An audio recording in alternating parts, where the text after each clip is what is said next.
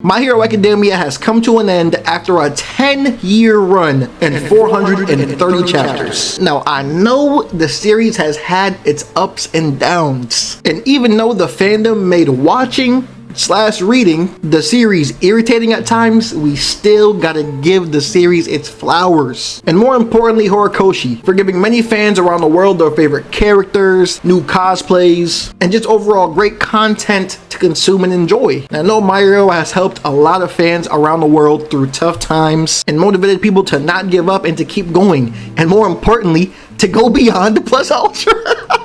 But seriously though, go beyond go beyond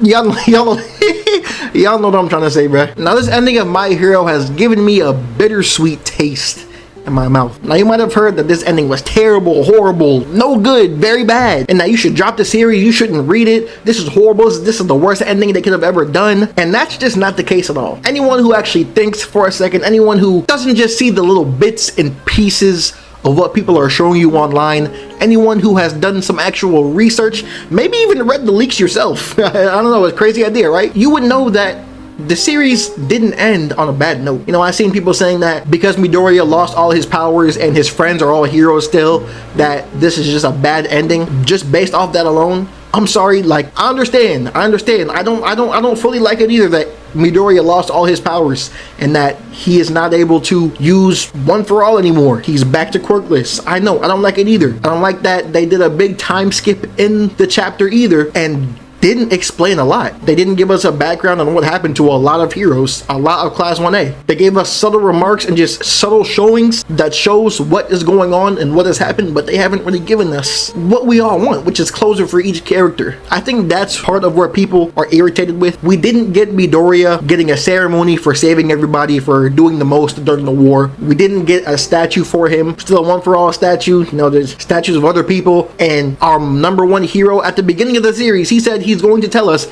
how he became the greatest hero of all time. Now I know that doesn't necessarily mean number one hero, but when you start watching the series and see how important the hero rankings kind of are in terms of strength, I think they go more based off of what you've accomplished over just your overall strength, because that's not easily rated unless all the top heroes were to do like have their own little battle royale type thing to see who's the strongest. But I think it's based on more results than it is just strength. Now that doesn't mean it's not ranked by strength, that's just what I assume it means. So in theory, the rankings don't matter too much on who's the greatest.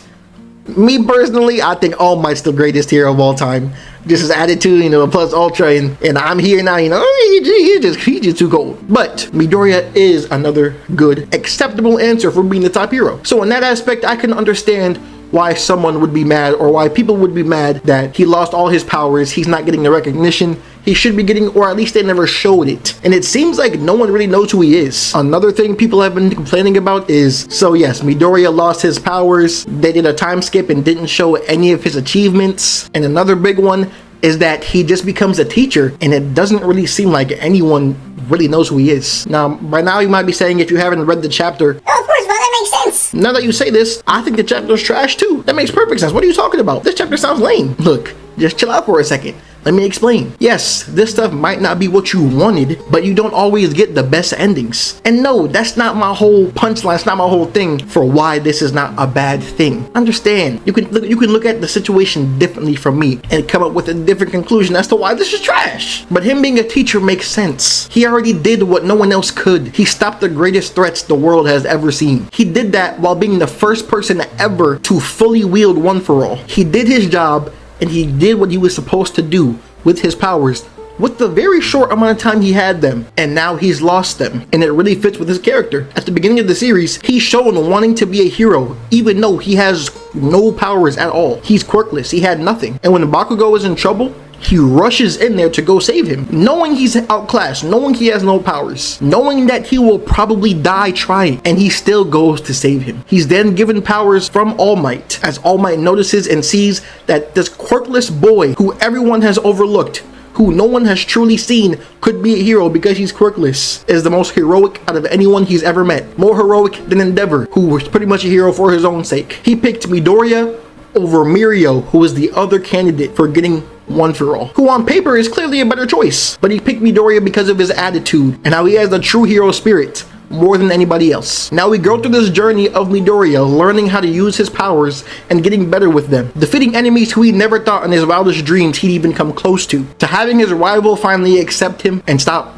bullying him, to then having everyone, at least in the hero world, accept him and acknowledge him as the greatest hero. And now the greatest threat to humanity is gone. There's no more need for him to have all those abilities. The entire goal of One For All is to go against All For One. All For One is gone. There's no more need for One For All. It's kind of like the Power Rangers. If you know anything about Power Rangers, there's usually not that many teams of Power Rangers active at one time. It's too much power for the power grid. They're usually meant to only use their abilities to fight the dangers they're tasked or destined to do. And that's the same thing we see here with Midoriya. And also, if he kept his powers, who was really going to be a threat for him? I'm not sure if you guys know, but there is a possibility that the series continues based off of what happened at the end of this chapter. Midoriya meets up with All Might, and All Might gives him a suitcase and pretty much telling him that he can still become a hero, and giving him the suitcase and telling him this is no different from when I gave you One For All. We might see another series with Midoriya as the lead, with him being some Iron Man type of character. I don't know, but it could be cool, and I think this is better for the series. Instead of him just being continuously OP, this is a good way for him to continue to be a hero and not just absolutely obliterate everybody. This is a way for us to go on a new journey with him, learning his new abilities and new powers with the suit, and having him try to learn how to be a hero while still enhanced but without the abilities he had before. It's a way for us to go on a journey with him, and I'm sure you guys would rather have that kind of ending and that kind of continued manga series spin-off kind of, versus having another Boruto, which the manga is good. There's some flaws with it though, with nerfing very strong characters, taking Kurama away from Naruto, taking the Rinnegan from Sasuke, nerfing these characters to make them weaker, to put the other characters up, or to make the threats more threatable.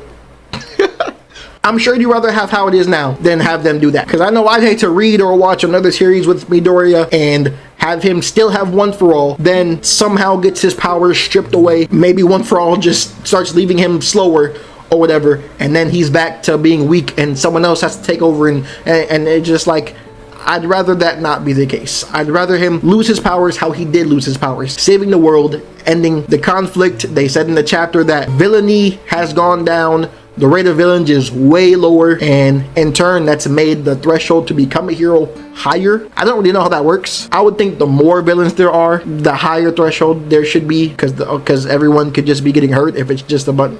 Yeah, I don't know. just don't be too harsh on the ending of the series without really reading, without really thinking. That's all I got for y'all though, man. Let me know what y'all thought of the ending in the comments, and let me know if you liked the ending we got and that there's nothing wrong with it, or if I'm just chatting. I'm out.